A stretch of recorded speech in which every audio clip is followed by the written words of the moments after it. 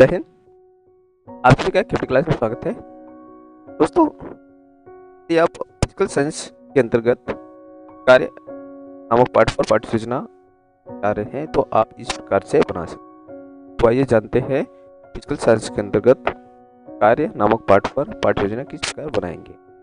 दोस्तों, सबसे पहले विद्यालय का नाम, यहाँ पे उस विद्यालय का नाम लिख लेंगे जिस विद्यालय के लिए आप पाठ्य योजना तैयार कर रहे हैं। छात्र, अध्यापक का नाम, अगर आप अध्यापक है तो यहाँ पे अध्यापक लिखेंगे, क्या है छात्र अध्यापक का।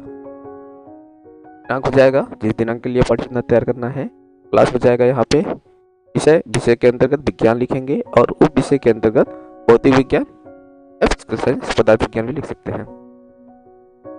कालांश हो जाएगा अब कौन सी क्लास में पढ़ानी है, मतलब कौन सा घंटी में पढ़ानी है, ये उसका कालांश या चक्र हो जाता है।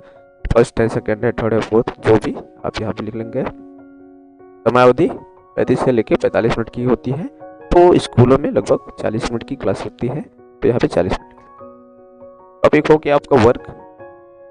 अब इसके अंतर्गत जानते हैं सामान्य उद्देश्य है। सामान्य उद्देश्य किस प्रकार लिखा है। सामान्य उद्देश्य के अंतर्गत देखिए, सामान्य उद्देश्य जो होता है वो पूरे विषय का होता है। विज्ञान जो विषय है उस विषय से संबंधित रहेगा। छात्रों में विज्ञान विषय के प्रति रुचि उत्पन्न करना, छात्रों में वैज्ञानिक दृष्टिकोण का विकास करना, छात्रों में चिंतन शक्ति का विकास करना, छात्रों में तर्क शक्ति का विकास करना और छात्रों को विज्ञान की उपयोगिता की जानकारी प्रदान करना। सामान्य उद्देश्य के आप विशिष्ट उद्देश्य के अंतर्गत अलग अलग करके लिखते हैं। ज्ञानात्मक उद्देश्य, बोधात्मक उद्देश्य और क्रियात्मक उद्देश्य लिखते हैं या प्रयोगात्मक उद्देश्य। तो ज्ञानात्मक उद्देश्य के अंतर्गत जो उससे ज्ञान से संबंधित रखता है, छात्र कार्य के बारे में जान सकेंगे या कार्य को परिभाषित कर सकेंगे, कार्य के सूत्र को जान सकेंगे या उसका प्रत्यय स्मरण कर सकेंगे, या अब इसमें ज्ञानात्मक के अंतर्गत। बोधात्मक उद्देश्य के अंतर्गत छात्र कार्य की व्याख्या कर सकेंगे, छात्र कार्य की व्याख्या कर सकेंगे, छात्र कार्य के प्रकारों की व्याख्या कर सकेंगे या छात्र कार्य के प्रकारों का वर्णन कर सकेंगे, ये हो जाएगा, या फिर उसके प्रकारों का वर्गीकरण कर सकेंगे, उसके प्रकारों में अंतर कर सकेंगे, तो यहाँ पे लिख सकते हैं। अगला उद्देश्य जो है क्रियात्मक उद्देश्य के अंतर्गत, क्रियात्मक या आप प्रयोगात्मक भी लिख सकते हैं। छात्र कार्य से संबंधित ज्ञान का प्रयोग दैनिक जीवन में कर सकेंगे, छात्र कार्य से संबंधित प्रश्नों के उत्तर शीघ्रता से दे सकेंगे, क्रिया से संबंधित है तो इसे क्रियात्मक पक्ष है। अब यहाँ पे ये भी लिख सकते हैं कि छात्र कार्य से संबंधित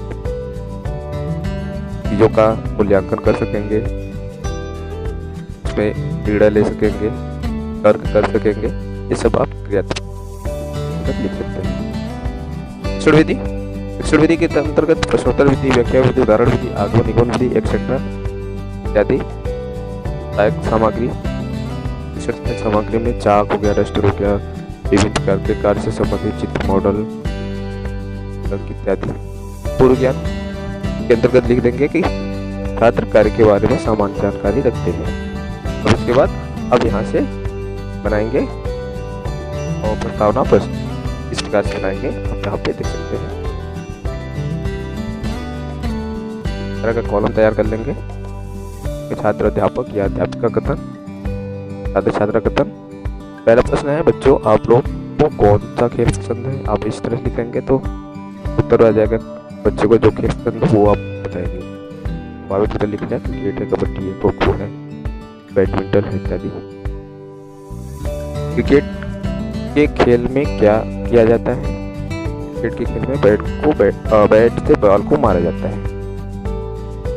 बैट से बॉल को मारने के लिए मनुष्य उसको क्या करता है, बल लगाता है। बल लगाकर कोई वस्तु की दिशाओं में स्थापित करने की क्रिया को क्या करते हैं, कार्य करते। कार्य के बारे में आप क्या जानते हैं और क्या जानते हैं, तो उसमें सात्मक हो गया। तो आप उद्देश्य कथन लिख लेंगे, बच्चों आज हम लोग कार्य के बारे में विस्तृत अध्ययन करेंगे। यहाँ तक आप इस तरह से लिख लेंगे। फिर आप यहाँ से फिर इस तरह का कॉलम बना देंगे, 4 कॉलम। पहले लिख देंगे शिक्षण बिंदु, दूसरे में अगर अध्यापक है तो छात्र अध्यापक, क्या है तो छात्र अध्यापिका कथन, छात्र कथन या पटकार। फिर अब विकासात्मक प्रश्नों की सहायता से अब शुरू करते हैं।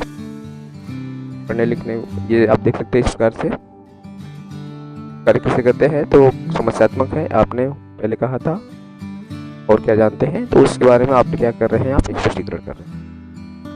जब आप स्पष्टीकरण करते हैं तो आप यहाँ पे लिख देंगे, यहाँ पे छात्र छात्राएं ध्यानपूर्वक सुनते हैं, समझते हैं, और यहाँ पे आप सैंपल वर्क करेंगे।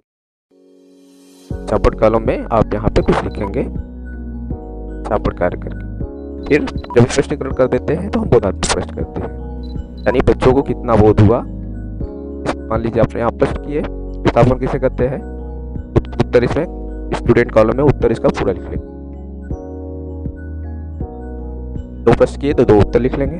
फिर क्या करेंगे, विकासात्मक प्रश्न से हम अगली शिक्षण बिंदु पे जानते हैं। आपने एक प्रश्न पूछ लिया, उसका उत्तर लिख लिया, दूसरा प्रश्न किया तो यहाँ पे समस्यात्मक हो गया। तो आगे इसका स्पष्टीकरण इस प्रकार से कॉलम बना लेंगे, 4 कॉलम स्पष्टीकरण देंगे। तो देख सकते हैं स्पष्टीकरण दिया गया है। छात्र कॉलम में लिख लेंगे, छात्र छात्राएं ध्यानपूर्वक सुनते हैं और समझते हैं। फिर यहाँ पे आप ब्लैक बोर्ड वर्क कार्य करेंगे। ब्लैक बोर्ड वर्क का आपको आगे करके दिखाया गया है, आप आगे देख सकते हैं। तो यहाँ पे कॉलम छोटा है, इसलिए यहाँ पे ब्लैक बोर्ड भी लगाकर आप लिख सकते हैं, जो ब्लैक पेपर आता है।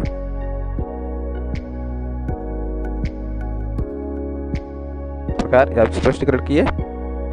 स्पष्टीकरण देने के बाद फिर से बोधात्मक प्रश्न करेंगे।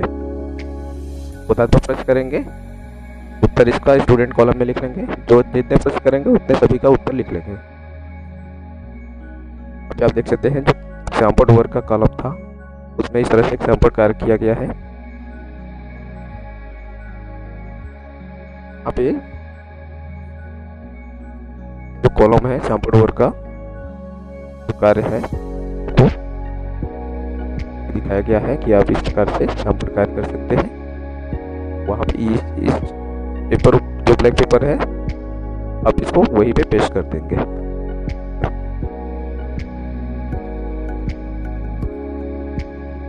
फिर आगे अब अगली शिक्षण बिंदु को समझाने आएंगे तो विकासात्मक प्रश्नों का सहारा लेंगे। जैसे आपको बताना था कार्य क्या है, कार्य के क्या प्रकार है, कार्य कितने प्रकार का होता है। तो मान लीजिए आप एक प्रश्न कर लिए जिसका उत्तर लिखिए, दूसरा कार्य कितने प्रकार का होता है या समस्यात्मक हो गया। आप यहाँ पे देख सकते हैं आपका शिक्षण बिंदु है कार्य के प्रकार। तो आगे आपको कार्य के प्रकार के बारे में समझाना है। तो आपने कार्य के प्रकार को यहाँ स्पष्टीकरण दिया, स्टूडेंट कॉलम में लिख लिया, छात्र ध्यानपूर्वक सुनते हैं समझते हैं। फिर आप यहाँ पे ब्लैक बोर्ड वर्क करते हैं। जो चीज़ें आपको ब्लैक बोर्ड पे बताना है वो सारी चीज़ें आप यहाँ पे लिख लेंगे। वही ब्लैक पेपर चिपका के भी लिख सकते हैं और ऐसे भी लिख सकते हैं। फिर स्पष्टीकरण के बाद आप क्या करेंगे, फिर से बोधात्मक प्रश्न करेंगे। बोधात्मक प्रश्न करते हैं तो उसका उत्तर स्टूडेंट कॉलम में लिख लेते हैं। फिर इसके बाद आप या तो क्लास वर्क कराना है तो क्लास वर्क भी करा सकते हैं, नहीं तो पूरे पाठ का मूल्यांकन करने के लिए पुनरावृत्ति प्रश्न या मूल्यांकन प्रश्न करते हैं। इस तरह से मूल्यांकन प्रश्न कर लेंगे, 2-4 प्रश्न, 5 प्रश्न, जितना समय है समय के अनुसार आप पुनरावृत्ति प्रश्न लिख लेंगे। क्योंकि आपने जितने समय पढ़ाया उतने सभी से जाकर आप यहाँ पे प्रश्न करते हैं, यानी सभी का मूल्यांकन करते हैं। फिर निरीक्षण कार्य, यदि आप निरीक्षण कार्य पहले करना चाहे तो पहले कर सकते हैं, पुनरावृत्ति बाद में कर सकते हैं, इसमें कोई दिक्कत नहीं है।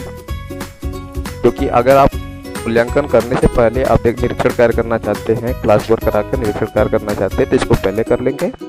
यदि आप पहले मूल्यांकन करना चाहते हैं बाद में निरीक्षण कार्य करना चाहते हैं, क्लास वर्क कराना चाहते हैं तो ये बाद में कर सकते हैं, इसमें कोई दिक्कत नहीं है।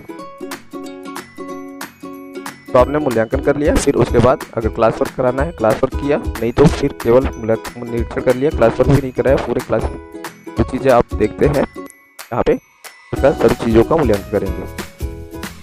अगर आपको लगता है कि आपके पास समय है तो CW दे सकते हैं, बोर्ड पे अगर दिए है तो बोर्ड पे, नहीं तो बोल के दे सकते हैं, बोल के दे सकते हैं, बोल के दे सकते हैं। तो यहाँ लिखने की आवश्यकता नहीं है। अगर आप क्लास बोर्ड पे लिखते हैं तो आपको यहाँ लिखना पड़ेगा। तो जब आप कोई कार्य देते हैं तो बच्चों द्वारा सैंपल पे कार्य दिए गए कार्य को अपने कॉपी में नोट करेंगे बच्चे। तो उस दौरान छात्र अध्यापक है या अध्यापिका है तो उसका काम हो जाता है कक्षा में घूम घूम कर निरीक्षण कार्य। फिर लास्ट में ये गृह कार्य लिखते हैं। आपको जो भी कर देना हो पहले से ही प्लान में लिख लेते हैं। फिर रेटिंग सुझाव हो जाता है, कमेंट के लिए ऑप्शन छोड़ देते हैं। सुपरवाइजर के लिए वो जब आप शिक्षण कार्य करते हैं तो सुपरवाइजर आपका शिक्षण करता है, फीडबैक देता है। और यहाँ पे आप छात्र अध्यापक है तो अध्यापक का हस्ताक्षर, अध्यापका है तो अध्यापका का हस्ताक्षर, या पर्यवेक्षक या सुपरवाइजर का हस्ताक्षर लिख देंगे। आप यहाँ पे अपना हस्ताक्षर कर देंगे। तो इस प्रकार आप पाठ सूचना तैयार कर सकते हैं।